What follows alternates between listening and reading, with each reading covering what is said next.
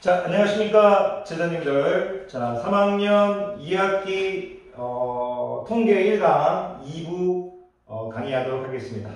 자, 오랜만에 뵙습니다. 자, 3학년 2학기죠. 3학년 2학기. 자, 통계 1강 2부 해보도록 하겠습니다. 자, 2부는요, 제목이 이제 도수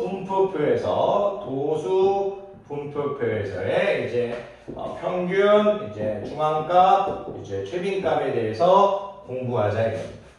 그 전에 선생님이 이제 통계 부분은 이제 천천히 하면 상당히 쉽다고 했습니다. 그래서 이제 제가 이 통계를 이제 여러분들한테 이제 1부, 2부, 3부 정도로 1강을 1부, 2부, 3부로 이제 만들어 보도록 하겠습니다. 일단 이제 이 도수분포표에서 평균, 중앙값, 최빈값은 이제 금방 되니까 일단 1강 1부에서 배웠던 이제 개념들을 잠깐 정리해 보도록 하겠습니다.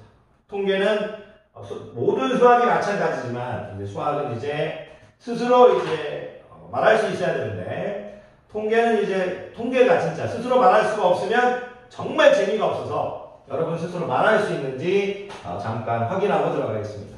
제가 이제 1강에서 이제 첫 번째 가르쳤던 게 이제 선생님이랑 조금 다를 수 있어요. 계속 직강으로 하다 보니까 조금씩 내용 순서가 다를 수 있다는 거 이해 부탁드립니다. 자, 통계 1강에서 이제 우리가 통계 1번이 통계의 정의를 가르쳤죠. 여러분들이 일단 여기서 통계의 정의를 얘기할 수 없다면 일부로 돌아가셔야 됩니다. 자, 여러분들이 뭐 돌아가시기까지 바라면 조금 좀 그렇고 오늘은 제가 간단하게 얘기해 드리겠습니다. 하나의 수, 하나의 값 이렇게 얘기했죠. 사회 현상이나 집단 사회 현상이나 자연 현상에 대해서 연구 조사해서 특성을 하나의 수나 하나의 값으로 나타낸 거라고 했습니다. 일부 보시면 자세히 이 부분을 길게 설명해 드렸습니다. 여러분들이 사회 현상이나 집단 현상에 대해서 연구하거나 조사해서 특성을 하나의 수나 하나의 값으로 나타낸 것이라고 말씀드렸습니다. 그 사회 현상이나 자연 현상은 집단에 대한 거죠. 집단 하나가 아닌 많은 것들을 조사한다 이렇게 받아들이시면 될 겁니다. 통계의 정의를 가르쳤고 이런 통계를 들어가기 전에 선생님이 이제 대표값에 대한 걸 가르쳤습니다.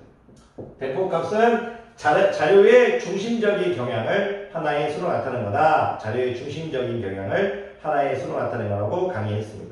그리고 통계에는 이제 선생님이 평균이 있다고 말씀드렸고, 평균이 이제 선생님이 있다고 말씀드렸고, 미디안, 중앙값이 있다고 말씀드렸고, 모드, 최빈값이 있다고 말씀드렸습니다. 이것도 선생님이 약자 다 가르쳤습니다. 모르시면 그냥 평균, 이제 중앙값, 최빈값 이렇게 받아들이시면 될 겁니다. 그럼 자료의 중심적인 경향을 산술적인 거에 중심적인 경향을 준 거, 더해가지고 나눈, 이 산술적인, 더하는 거에 이제 중심을 둔 건 이제 평균이고, 작은 것부터 차례로 나누는, 차례로 적는. 별량을 작은 것부터 차례로 적어가지고 이제 값의 크기 순서를 중요시하는 거. 크기 순서를 작은 것부터 차례로 적는 것. 값의 크기죠. 크기에 이제 중심을 둔 것을 이제 중앙값이라고 했고, 선생님이 이제 가장 많이 나오는 것, 선거 같은 것, 횟수에 관련된 걸 선생님이 최빈값이라고 했습니다.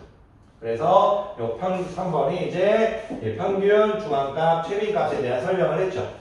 그 네 번째가 이제 선생님이 이제 어떤 것을 설명했냐면, 이 최빈값이 이제 뭐 한 개 있는 경우, 이제 두 개 있는 경우, 여러 개 있는 경우들을 설명했죠. 최빈값이 없는 경우, 이렇게 설명했었죠. 그런 것들을 설명했습니다. 예를 들어서 병석이를 뽑고 누구도 병석이를 뽑고 누구는 이제 다른 사람을 뽑았어요. M이라는 사람을 뽑았어요. 병석이가 두 번 뽑혔으니까 이건 최빈값이 병석인 거고, 예를 들어서 M도 두 번 뽑았다면 최빈값은 없는 경우라고 선생님이 이렇게 말씀드렸었습니다. 하지만 이렇게 2대2로 나오는 경우는 한번 확인해보라고 학교 선생님께 이제 확인해보라고 말씀드렸었죠. 일부 보시면 될 겁니다. 그리고 이제 선생님이 얘기했던 게 이제 중앙값 구하는 거, 중앙값이 이제 구하는 게 이런 게 있다고 했어요. 이분에 이제 선생님이 n 플러스 1번째가 얘가 이제 중앙값이 되는 경우. 얘가 이제 중앙값이 되는 경우. 그리고 2분의 선생님이 n번째와 2분의 n 플러스 1번째. 야이의 두 개의 평균이 중앙값이 되는 경우. 이것도 이제 선생님이 가르쳤었죠. 그죠? 네 번째는 이제 선생님이 중앙값하고 이제 최빈값에 대해서 선생님이 깊게 가르쳤습니다. 자, 어쨌든 통계의 정의 가르쳤고, 뭐 대표값의 정의 가르쳤고, 이런 대표값에 대해서 설명했고, 뭐 중앙값, 최빈값에 대해서 조금 더 연구를 했었죠. 이런 내용들을 선생님이 1부에서 가르쳤습니다. 1부를 조금 빨리 했어요. 여러분들이 지금 선생님이 빨리 한 내용이 이해되고 있다. 그러면 1부를 상당히 잘 보신 겁니다. 여러분들이 정말로 이제 1부를 잘 보셔서 선생님이 빨리 한 내용이 이해되셨으면 좋겠습니다. 다시 이제 선생님이 천천히 수업해 보도록 하겠습니다. 도수분표표에서 평균 중앙 최빈값. 일단 도수분표표 중학교 1학년 때 배우셨습니다. 너무 어렵게 설명하지 않겠습니다. 자, 도수의 분포를 표로 나타낸 겁니다. 자, 원래 이렇게 설명하면 안 되지만 여러분들한테 1학년 과정까지 다 설명해버리면 좀 길어질 것 같아서 여러분들 수준에서 도수의 분포를 표로 나타낸 것. 이렇게 받아주십시오. 이 도수라는 건 이제 횟수죠. 횟수로 받아들이시면 될 겁니다. 횟수가 될 수도 있고, 사람, 몇 명, 이런 게 될 수도 있고. 어쨌든 횟수라는 표현으로 받아들이십시오. 자, 그러면 제가 여러분들한테 도수 분포표를 하나 만들어 보겠습니다. 만들어 볼 건데, 직접으로 그냥 하나 만들겠습니다. 그냥 별로 신경 안 쓸게요. 막. 제대로 만드는 거 막 그런 거 신경 안 쓰겠습니다. 선생님이 일단 제 표를 하나 만들 건데,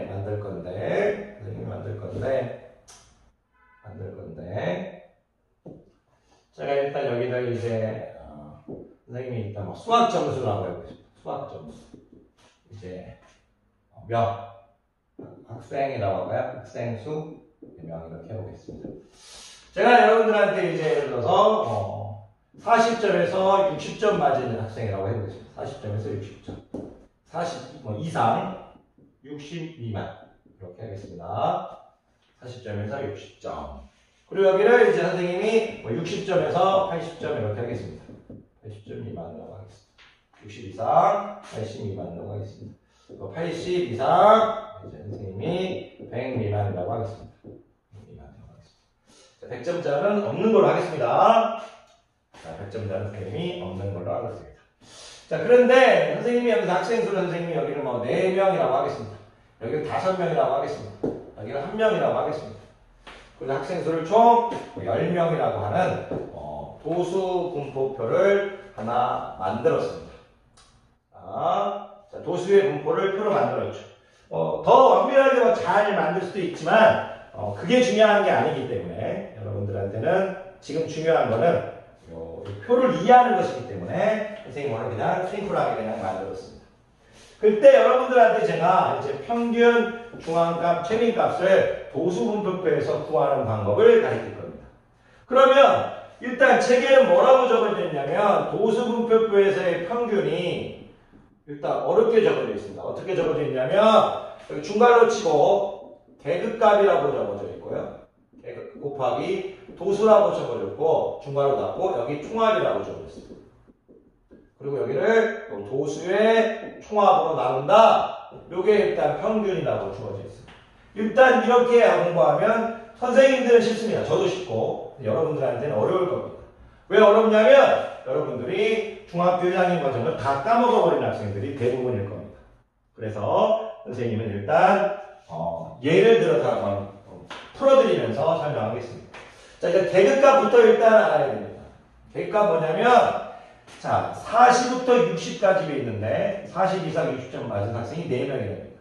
그러면 그들이 몇 점을 받은지 우리가 정확히 알 수는 없습니다. 이 사이에 4명이 있다는 걸 알고 있는 거지 우리가 그 각 개개인의 학생이 정확히 몇 점을 받은지는 알 수 없습니다. 그래서 그 녀석들의 정확히 맞은 점수를 알 수 없으니까 이 40과 60의 이 중앙값을 우리가 계급값이라고 해줍니다. 이 40과 60의 무슨 말이냐면 이제 계급의 중앙값을 이제 계급의 중앙값을 제 선생님이 계급값이라고 해줄 겁니다. 계급값. 아마 이 계급이란 단어도 까먹었을 겁니다. 계급이란 단어도 까먹었을 겁니다. 그냥 이렇게 생각하십시오. 도수분포표는 별량들을 이제 일정한 구간으로 나눕니다. 일정한 구간. 그 구간을 계급이라고 생각하십시오. 40에서 60, 이 구간을 계급이라고 생각하십시오. 도수분포표는 별량을 일정한 구간으로 나눕니다. 하나, 둘, 셋. 이렇게 일정한 구간으로 나눴죠? 이 구간을 계급이라고 생각하십시오. 이 구간을 계급이라고 생각하십시오. 이 구간을 계급이라고 생각하십시오. 이 계급의 중앙값을 계급값이라고 부를 겁니다. 지금 무슨 말이냐? 40에서 조금 빨리 하는 거 있습니다. 이해해 주십시오. 60을 2로 나눈 야이를 우리가 계급값이라고 부를 겁니다.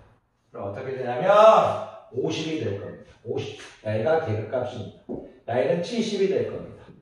야이는 90이 될 겁니다. 야이가 바로 계급값, 계급값, 계급값입니다.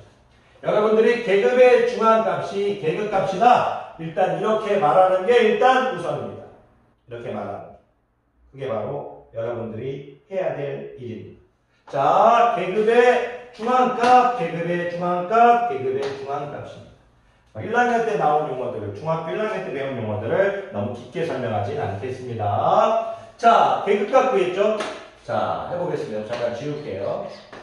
평균을 구하라고 하면 계급값이 몇입니까? 50입니다. 50이 몇 명 있습니까? 4명 있습니다. 50 곱하기 4입니다. 그리고 70이 몇 명 있습니까? 70 곱하기 5명 있습니다. 90이 몇 명 있습니까? 90 곱하기 하나 있습니다. 총 몇 명입니까? 10명입니다. 즉, 야이가 지금 평균이라는 얘기입니다. 200에다가 350에다가 90 더해서 나누기 10한, 즉 550에 맞나요? 90, 640, 64. 64가 바로 지금 평균이랍니다. 근데 이게 이제 각 자료마다 달라질 거니까 여러분들한테 요 문장을 뭐라고 했나요? 보세요. 계급값 곱하기 도수, 계급값 곱하기 도수, 계급값 곱하기 도수죠. 요런 게 여러 개 있죠. 그래서 계급값 곱하기 도수 이렇게 되고 이 총합이라고 얘기하는 겁니다. 이걸 읽어줄 때 계급값 곱하기 도수가 여러 개 있다 이렇게 읽어주면 더 좋을 것 같습니다. 계급값 곱하기 도수의 총합이라고 왜 해줬냐면 계급값 곱하기 도수가 여러 개 있습니다. 계급마다 있겠죠. 계급값 곱하기 도수가 여러 개가 있으니까 계급값 곱하기 도수의 총합이라고 해준 겁니다. 그리고 여기 밑에 뭘로 나눠라? 도수의 총합으로 나눠라. 이게 바로 도수분표표에서 평균입니다. 제가 여러분들이 정말 중3이고 수험생이라면 다른 건 얘기 못해도 도수분표표에서 평균이 뭐냐? 민이 뭐냐? 평균, 민이죠? 이 민이 뭐냐 물어봤을 때 계급값 곱하기 도수 중괄호 쳐주고 곱하기 총합, 의 총합, 나누기 도수의 총합 이렇게 얘기할 수 있기를 바랍니다. 그래야 나중에 고등학교 가도 책을 읽을 때 머리가 편합니다. 대부분 1학년 때는 중1 때도 배웠고 중3 때도 배웠지만 배울 거 배우고 있지만 고등학교 때 이런 표현 계급 곱하기 도수 중괄호 갖고 이 총합 이렇게 해놓고 도수의 총합 이런 것 문장들을 편하게 안 쓰니까 나중에 고등학교 가서 뭐 이런 확률과 통계를 다룰 때 혹시라도 이런 표현들이 막 나오면 여러분들이 낯설게 느껴집니다. 그러니까 어려워집니다. 여러분들 일단 도수분표표에서 평균은 배우셨습니다. 자, 도수분표표에서 중앙값은 어떻게 되느냐? 어렵게 생각하지 마십시오. 이것도 쉽습니다. 왜 쉽냐면 중앙값은 뭐였습니까? 별량이 크기가 작은 값부터 나타내는 거였습니다. 별량의 크기가 작은 값부터. 중심적인 기능을 별량의 크기로 보는 거죠. 작은 값부터 나타내는 거죠. 작은 값부터 적어보겠습니다. 작은 값부터 적게 되면 여기서 지금 40, 60, 50이 몇 명이에요? 이렇게. 그래서 계급값이죠. 50, 50, 50, 50 이렇게 적어주는 겁니다. 계급값. 하나, 둘, 셋, 넷. 50이 4명 있는 겁니다. 50이 4명 있는 겁니다. 이렇게 적어줍니다. 50이 4명 있는 겁니다. 그리고 여기서는 어떻게 되는 겁니까? 50이 4명 있는데 60이 5명 있는 겁니다. 60이 5명 있는 겁니다. 60이 이렇게 지금 5명 있는 겁니다. 5명 있는 겁니다. 그리고 90이 1명 있는 겁니다. 이렇게 받아들이시면 됩니다. 그러니까 10명이니까 우리가 별량이 어떻게 됩니까? 별량의 개수가 짝수죠. 그럼 어떻게 됩니까? 2분의 n번째와 2분의 n 플러스 1번째의 평균이죠. 5번째와 n에 10 집어넣으면 6번째. 5번째와 6번째의 평균이죠. 5번째와 6번째의 평균입니다. 60이 되겠네요. 중앙값은 뭐가 될 거다? 60이 될 거다. 즉 여기서 도수분표표에서 중앙값 역시 뭐다? 계급값입니다. 계급값입니다. 중앙값이 있고 계급값. 중앙값이 계급값이 됩니다. 어떤 계급값이냐? 작은 값에서 적었을 때 찾는 거죠. 작은 값에서 적었을 때 어떤 계급값이 찾는 겁니다. 똑같이 중앙값 역시 계급값으로 적어준다. 계급값으로 표현해준다. 중앙값 역시 계급값으로 표현해준다. 어떤 계급값인지는 모르지만 중앙값 역시 계급값으로 표현해주는 겁니다. 조금 빨리 하고 있습니다. 크게 문제가 없으니까. 자, 그리고 이제 그러니까 결국 도수분표표를 보면서 적어보면 됩니다. 이렇게. 자, 계속 해보도록 하겠습니다. 최빈값도 역시 최빈값. 도수분표표에서 최빈값. 최고로 많이 관측되는가, 최고로 많이 등장하는가, 최고로 많이 나오는가, 최고로 많이 나타나는가. 요 최빈값은 도수분표표에서 최빈값은 도수가 가장 큰, 도수가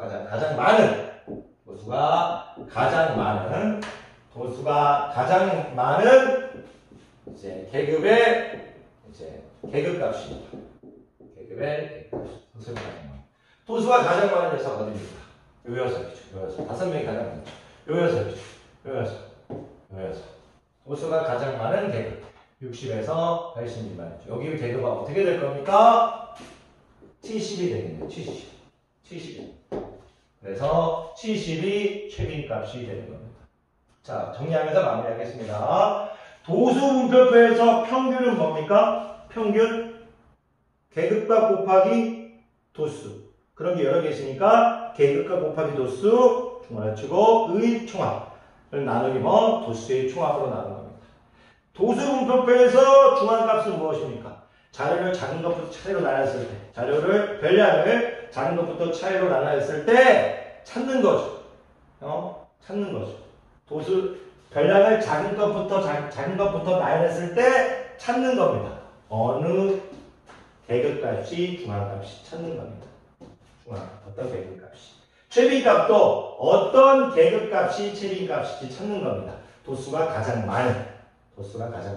즉, 여러분들한테 제가 이렇게 강의하고 싶은 것은 뭐냐면, 중앙값이든 최빈값이든 거기에 어울리는, 거기에 맞는 계급값을 찾는 겁니다.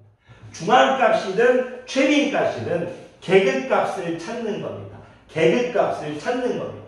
이렇게 연습하시고 여러분들이 점점 이제 하시면 잘하게 될 겁니다.